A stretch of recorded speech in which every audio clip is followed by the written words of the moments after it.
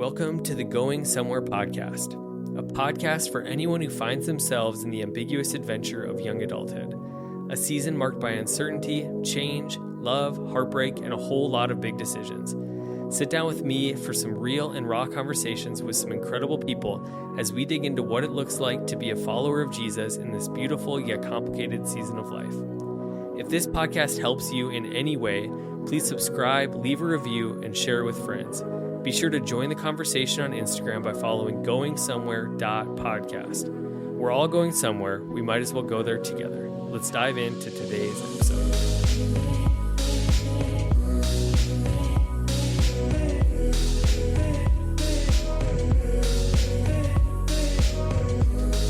Hey everybody, welcome to this week's episode of the Going Somewhere podcast. I'm the host, Stephen Glosser, and I am glad that you're here. We are excited about this episode, and I'm pumped to get into it. Our guest today is Dustin Nickerson. Dustin is a stand-up comedian. He's originally from Seattle, currently lives in San Diego, but he travels the world telling jokes and bringing a lot of joy and laughter. I know I discovered him about a year ago, just kind of on social media, and it's very frequent that I send Taylor a clip of one of his bits or one of his jokes. I think there's a lot of negativity in the world, and so he's kind of been a spark of joy, a spark of laughter for our family and in our house. So I'm excited for you to get a chance to hear from him. He has a new special called Runs in the Family that is officially out on YouTube. You can check it out. He has a book called How to Be Married to Melissa. They have a podcast called Don't Make Me Come Back There. So there's many ways that you can connect with Dustin. But today I just wanted to take some time just to kind of talk about his story a little bit, talk about just kind of the heartbeat of their marriage. It's a unique marriage, just like any other marriage. Their story is unique. Their faith background is unique. And I think there's something that we can all learn from that. I think for one, we're in a season now where, we've been married 8 years and there's some young adults in this podcast that are dating, or they're wanting to date, or they're looking forward to marriage. And there is a lot of resources, a lot of ideas, a lot of books on how to be married. But his perspective of how to be married to his person is refreshing because people change, situations change, seasons change, jobs change, and the marriages that thrive, the marriages that really just go the distance, but in a healthy, meaningful way, are the ones that grow together, the ones that adapt together, the ones that embrace new circumstances and new challenges head on and live to tell the story. And so I'm excited for you to hear their story. I'm excited for you to kind of get a glimpse into his world. But before we send it into the episode today, I just want to thank you for listening. I'm blown away that we are nearly 40 episodes into this thing. We've been recording these episodes for over a year now, and that you're still listening, you're still watching. And that means a lot to me. And I know a lot of you have given love, whether it's on social media or leaving a review or leaving a rating for the podcast. But if you haven't done that, I encourage you to do so. Wherever you listen, just leave a rating, leave a review. That's how more people engage. And if you like something from the podcast, whether it's an episode, share it in your story, share it with a friend, or if you like one of the clips that we share on Instagram at goingsomewhere.podcast, send that out to the world. It helps more people get the message. These conversations are all so different. They go in different directions. But the cool thing is if you stay around long enough, you're going to hear my heart for Jesus. You're going to hear a lot of people who care a lot about him. And that's the greatest thing in this season of life that we can cling to and pursue and chase after. And so I'm excited for you to be here. I'm excited for you to listen to this episode. Without further ado, let's take it to this episode with Dustin Nickerson. Hey everybody, today I am joined by a very special guest. I'm joined today by the comedian, Dustin Nickerson. How are you doing, Dustin? Good. Thank you for having me, my friend. Hey, we're Steven, not Stefan, right? I never know. I always Steven. wanted to be Steven, but the occasional Stefan just sneaks in there and ruins things for all of us insecure people. Steph Curry has created problems for the spelling of my name. But hey, I'm pumped to have you on. I was caught up in the interwebs of Dustin Nickerson and the bit rabbit trails of Instagram and TikTok. And I was like, why not try? So I'm glad that you took some time to be with us today. I've been looking forward to it. Absolutely. Yeah. Yeah. Thanks for having me. Yeah. Do you mind just Glad kind people are seeing my stuff on the internet. That's always the goal. of, it would be weird if it wasn't, but do Exactly. you mind just talking a little bit about yourself, a little background, who you are, what you're doing nowadays? Sure. Yeah.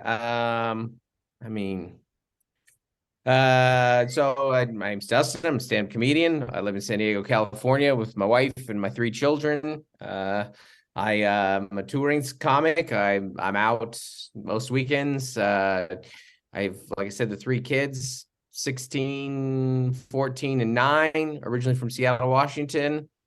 I don't know. What do we, my parents are divorced. What are we diving into here? I don't know.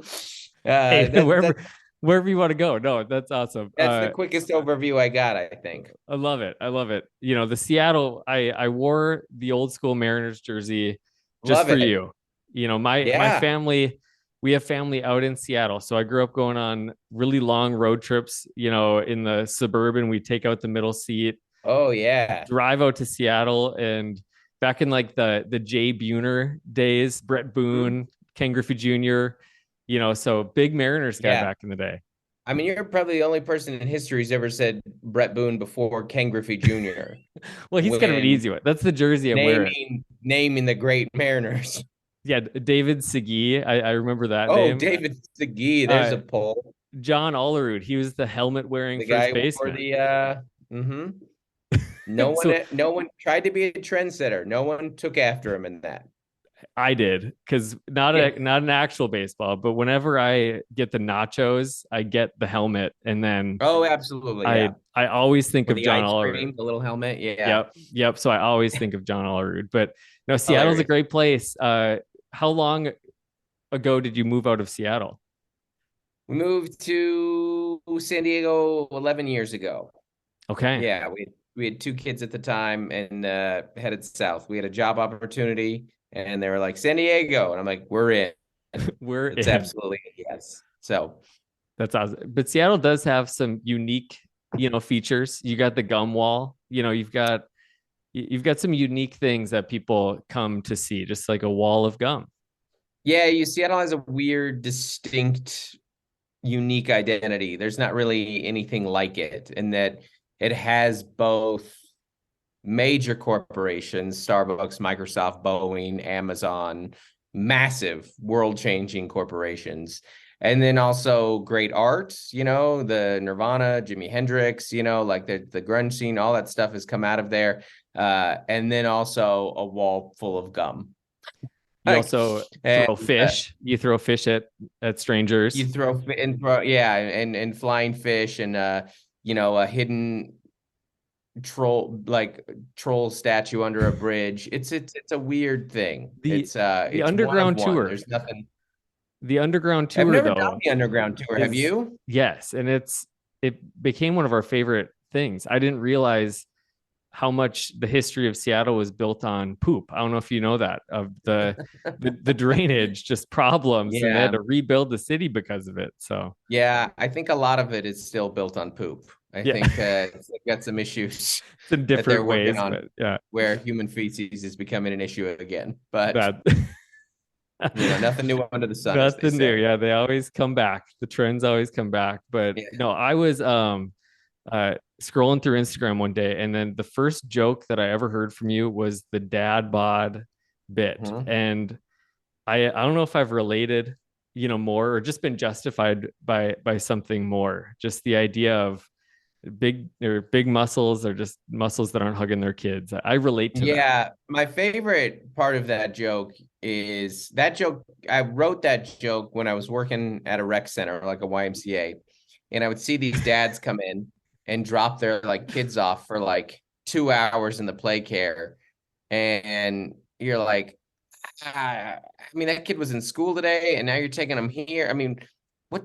How often are you seeing this kid? Like you really have to accommodate so much of your schedule in order to be in great shape. And I'm not talking about having some fitness in your life. You should all do that to some extent, Yeah. but to be in great shape. But my favorite part about that, and I post that joke once a year on Father's Day, Oh, So it's coming coming up. up. And my favorite part is how offended people get by like the dads who are like, no, you just got to be disciplined. You just got to get up. You got to get it in. And I was like, I always think, is there a workout for thicker skin? Because they are so sensitive about it. They are such little snowflake softies to like, guys, relax. This is just take the point. Not every joke's for you. This isn't, but fitness folks are like that. If you come out and like take any shots on like their lifestyle and this is the only way, you're like, dude, just you're proving my point. Go to a recital. Oh, I get that. I lived with some, workout dudes, and I've just been blessed with a fast metabolism my whole life. And so I've just kind of gotten the skinny physique without much work. I eat Oreos, sleep by the sleeve, all that. But Yeah. I was playing spike ball with two of my roommates, and they had their shirts off, and they were kind of bantering about how they were working out to get the ladies and stuff. And at the time, I was engaged, and my roommate Wyatt bursted out in a now famous line around here: "Not everyone has a killer personality," and I think the killer personality is the trait that's worth pursuing, worth chasing. I think Yeah, I don't know how you develop a personality though. I don't know. Are there workouts for that? Are you like, I think it's called like reading and stuff. I think it's like, learning some interesting facts. I don't know, but I don't know. You are right that Neil Brennan has a great joke about that where he talks about like, people, women always like you because your job. And he's like, yeah, absolutely. I looked at my body in high school and I was like, you better write some jokes. And there is a reality to that of like, well, yeah, some of us weren't born with a natural physique or ability or looks either. So we're gonna have to go work on some charm.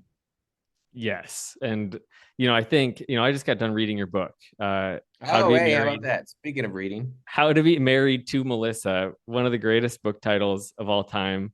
But I the think book you didn't care for, but the title. throw fantastic. the book. I'm just gonna put the cover on my wall as a poster. Good, but good. No, it was a really, really cool perspective on marriage. And I think, what kind of sparked writing that book in the first place? A global pandemic. That sparked a lot of things. Yeah, my job of stand-up comedy being outlawed.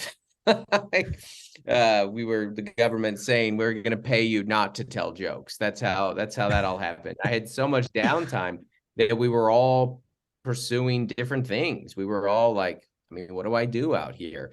And it was around that time that I started getting a lot more I don't know, savvy on the internet, a little more involved. And like, I was like, all right, I got to learn how to do some of this stuff. And so I started posting a lot more. I started making a lot of more content, a lot more video content. And as like my follower counts went up a little bit, I got a literary agent reached out to me, said, are you interested in a book? I said, I've had one idea for a book my whole life. It's the only thing that I know at this stage in my life that I could confidently write about. And I had the title, How to Be Married to Melissa. So, and it, because they've approached me about doing more, and you're like, I know, I just don't, it was a lot easier to write a book during the pandemic than it easy is to do a lot of things.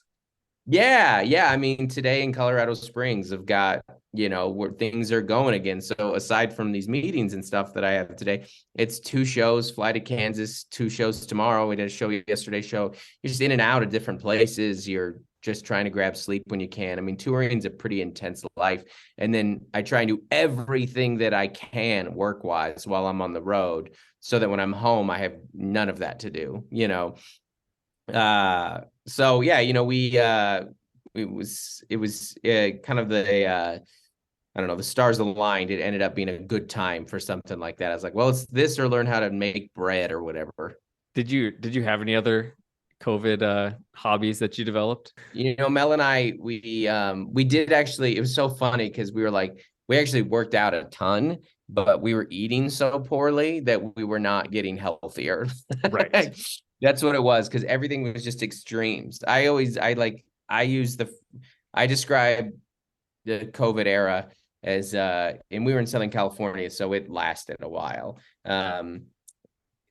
As the opening line to A Tale of Two Cities. It was the best of times, it was the worst of times, because we spent so much time together as a family. We're like, I guess we'll watch all the Marvel movies. I guess we'll, like Mel and I finished Ted Lasso last week, and we're like, that was a pandemic show that came out in 2020. It kind of was like, is it? Is it officially? Have we bookended all of that now? So there was a little bit of everything, but thankfully that book opportunity came out and it gave me something to work on. And it kind of was a nice career bump for me, because the book came out a year ago, 2 days ago. It just came out. It's its year anniversary.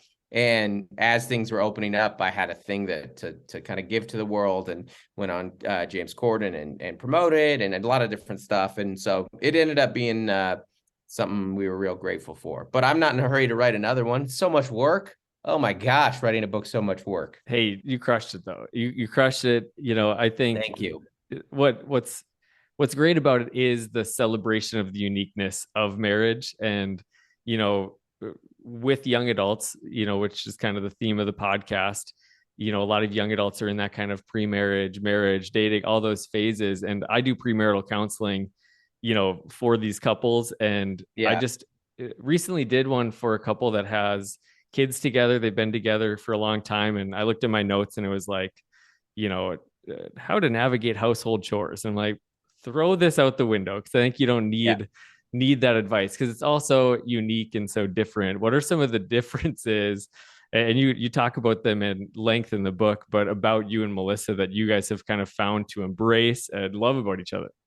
Yeah, I will say that I've had a couple of pastors message me and be like, this is now our book for premarital counseling. And I love that. I think that's so fun, because it's like, it's going to make it a much easier read, for one, like, and feel less like homework, I mean, Mel and I have been together for over 20 years at this point. Like, our differences are enormous, but they don't feel, we're just so in sync at this point that it just feels like, I don't know, like the right arm can do this and the left arm can do this. Right. It doesn't feel, there's certainly not, I don't feel like any of us have we don't have any conflicting differences, and we're so well aware of them at this point. So you can, she's neurotypical. I have ADHD. I have neurodivergent. That's one, like that's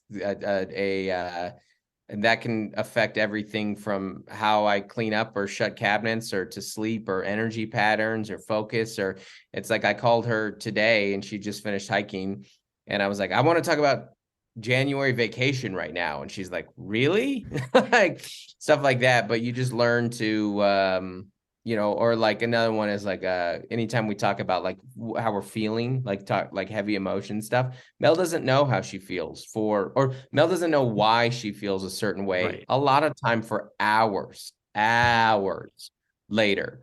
And in that time can be moody and like upset or mean, which I can be then just also mean right back at her. Whereas I kind of have I immediately, to a fault, I'm like, this is my feeling right now. This is why I'm feeling. Let's deal with it. So it's just a lot of those type of things where you just you learn to be patient and mesh with one another.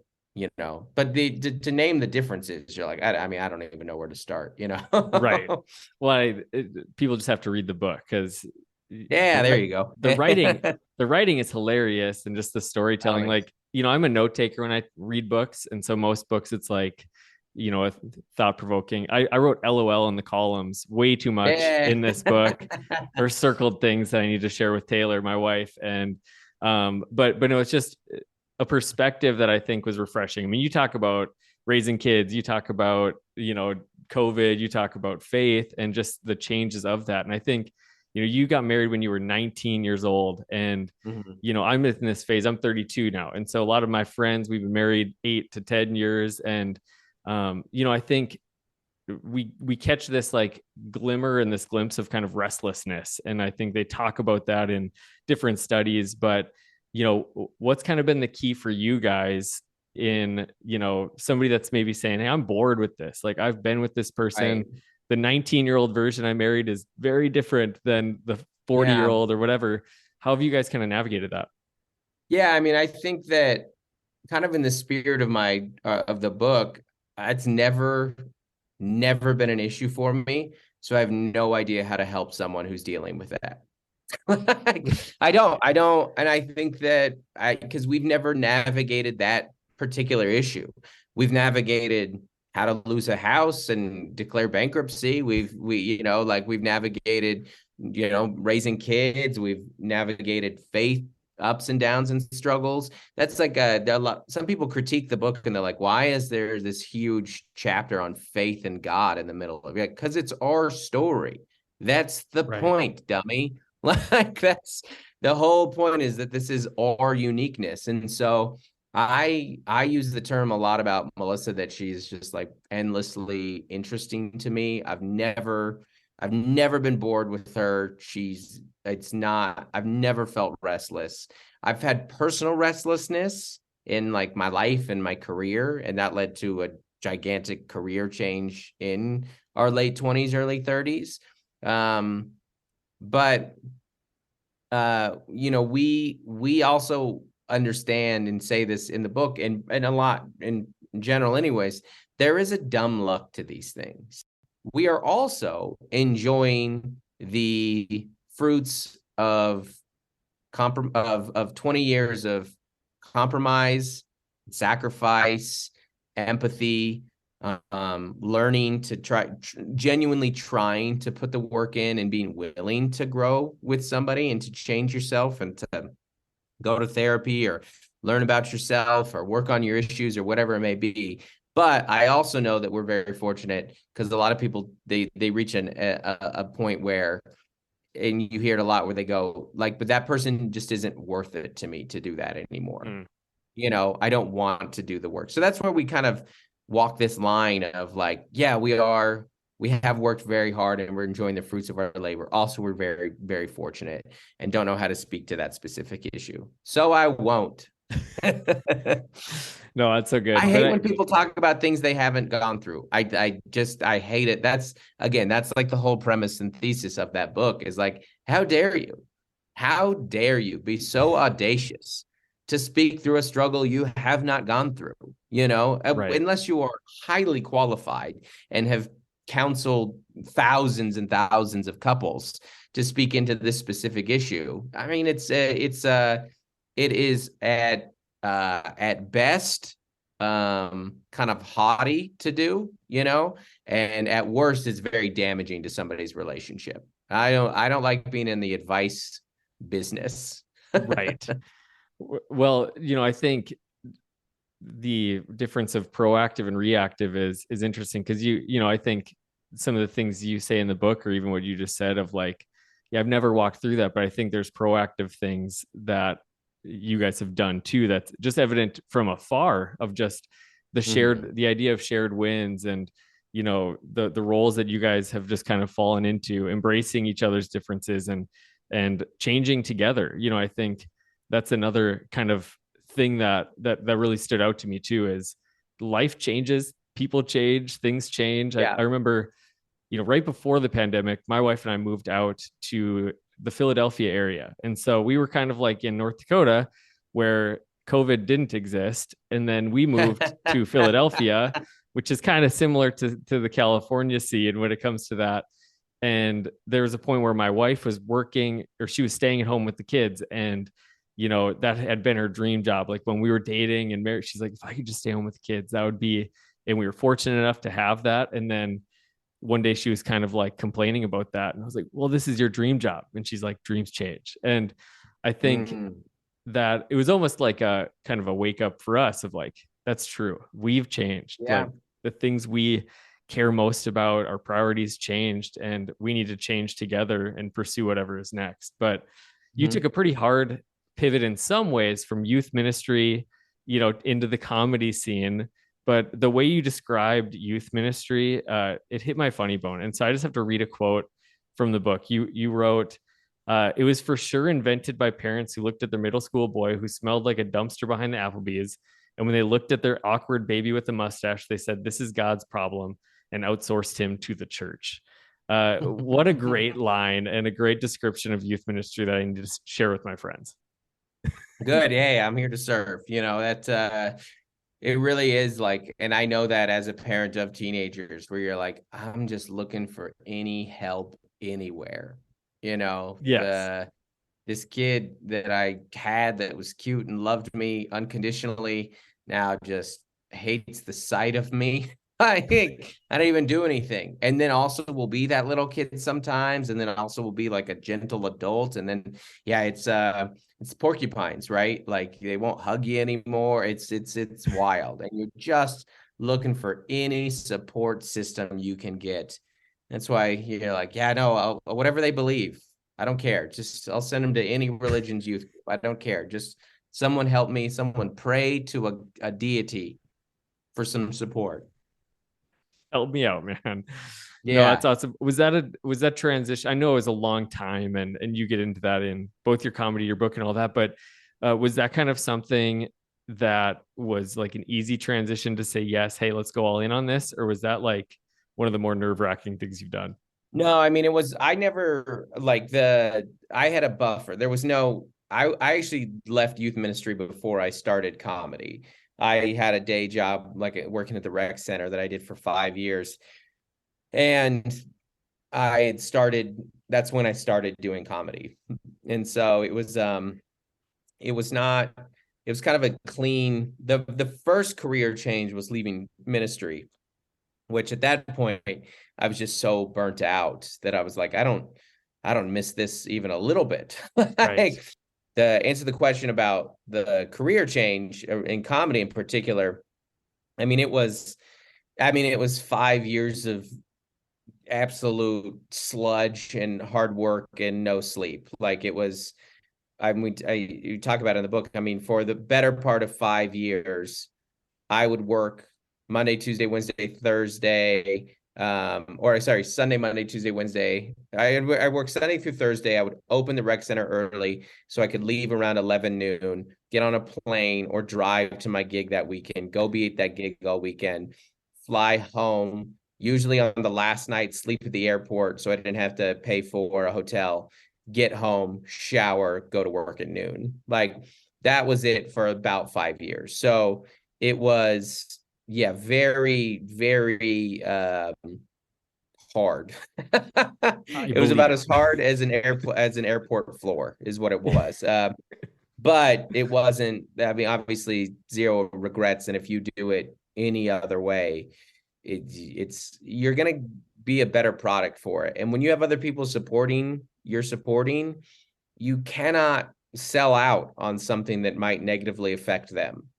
The Right. selfishness of that decision. You're already making a selfish move by doing something that kind of takes you away from them. So then if you put them at risk as well for not having their needs met financially, emotionally, whatever it may be, it's why we live in San Diego and not LA. It would be wildly beneficial for me to live in LA, but my kids know San Diego and that's where they live. And I leave on the weekends anyways. So we're not going to be like, hey, dad leaves on the weekends and we're living in the city that only he wants to live in. So there's a million little compromises like you make like that. But when people are like impressed by that, I'm like, how is that even a choice? Of course you can't sell out your family for the good of your stupid little stand-up dream.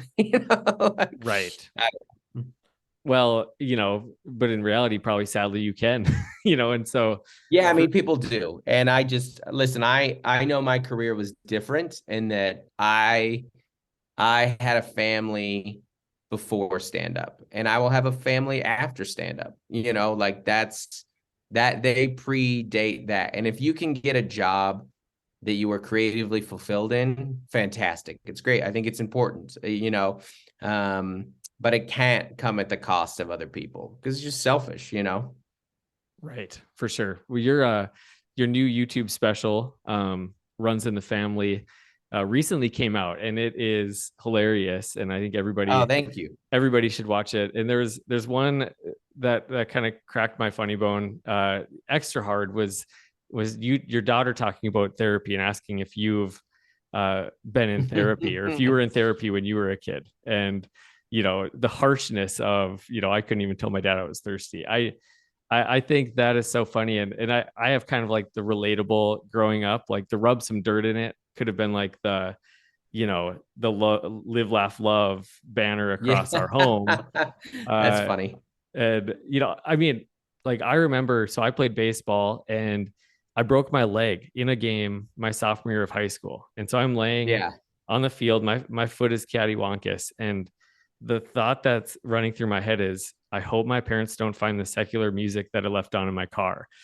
Like the strictness of my home. That's hilarious. And I think that was just a generation. Like it wasn't just my dad, it was like Christian dads. Like and their dads were even stricter. We just get less and less strict. Yeah, I played rec basketball, and we had a team called the Victorious Secrets, and I designed the shirt. It was like a pink, seductive woman, and I hid it for years. And my mom just recently found it in my childhood drawer in our house, and I still felt like oh no, I got caught. Hilarious. I've been caught. That's so funny. So no, not drugs. They didn't find drugs or a weapon or anything. They found a dad joke. Yes, and they also found, when we were seniors, you had like the underground senior T-shirts, and sure, little inappropriate. And my high school mascot was the Demons, which is terrible for a Christian family. I had to hide my own school paraphernalia from my family. So those are the types of things that my parents are finding of mine now that I'm like dreading. Like, hilarious. Is there more? But no, as a dad myself, I've got 3 young kids, and yours are a lot older down the road. You can speak to this, just briefly as we kind of close out. Like, what's something that's really stood out to you in this particular season, about maybe those early years of like, man, if I could do it again, or I'm so glad we did this. Yeah, I mean, we're kind of like closing. The door isn't shut, but the door is definitely closing on the early years, right? Like, so my daughter, for example, she's finishing 3rd grade, and we have a school that we go to for it's kind of like a hybrid middle school where it's 4th through 8th, and we go to the little elementary school across the street. And this last week, I was like, because I was leaving for the road, I was like, oh, this is the last time I'm walking any kid to school. Wow, this is my last time walking a child to school, because we'll drive her next year. Actually, her brother will drive her next year, which is crazy in its own right. And so it does, what's the old phrase? The days are long, but the years are short. I do think that what I'm most grateful for is that we are a family with an emphasis on fun. Like, we play together, we're silly together, we wrestle together, we play on the trampoline together. Because I don't know, to me, you don't need any help making life serious. It will be serious on its own. I think there is no value or integrity to seriousness. I think Chesterton has an old quote like that, actually, that there's nothing moral about it. There's nothing more important about being serious. We are a family that just has an emphasis on levity and fun, and like I said, play and laughter and music. And now there's also plenty of anger and fighting and drama and mistakes made by all parties, and tears and all of the above. But I know. And I'm thinking about that now, because the type of fun is changing. Like, we're doing different things together now. Like, as they get older, and you're like, oh, you're like 16. We actually have similar interests, So I don't Right. know, as much as you can. I mean, we're so grateful to be a family that had an emphasis on fun, has an emphasis on fun. Yeah. I love that. You can't build that now. Like it would be hard if you Yeah. started now. I love Yeah. that. One of the questions I ask every guest on the podcast is if you could go back and have a conversation with the 22-year-old version of you, what advice would you give him? Yeah, start stand up sooner. That's the main one. Don't wait till you're 27. You've been thinking about this forever. Start going to open mics now. This is going to save you a lot of time. Oh, it's good. Hey, the practical, the better. Yeah. One time I asked somebody and they just said, invest in Bitcoin at that time. Maybe it's Right. not as sound advice now. Yeah. And then get out at the perfect time. But Yeah. hey, thanks for taking some time. I know you're on the road and got all sorts of things going on. But where can we find you? Where can we keep up? And what's going on in your world right now? Hey, I have the new special out on YouTube. You mentioned the book. If you just go to my website, DustinNickerson.com, that's going to have all my tour dates as well. I'm going to be on this tour, the Halfway There tour, for the next year or so. So check it out. Awesome. Well, we'll make sure to link all that. I know you're in Minneapolis on August 25th. Correct. Yeah. Because I had tickets and I am doing a wedding as a pastor. Officiating a wedding. So I know. I refunded your tickets very graciously of me, by the way. I did not have to do that. Hey, thank you. I didn't know that you would be the physical person refunding my ticket. Yeah, so that was me there. I got that email. That's amazing. Awesome. Well, hey, thanks a ton. Grateful to have you on. Absolutely. Thanks for having me.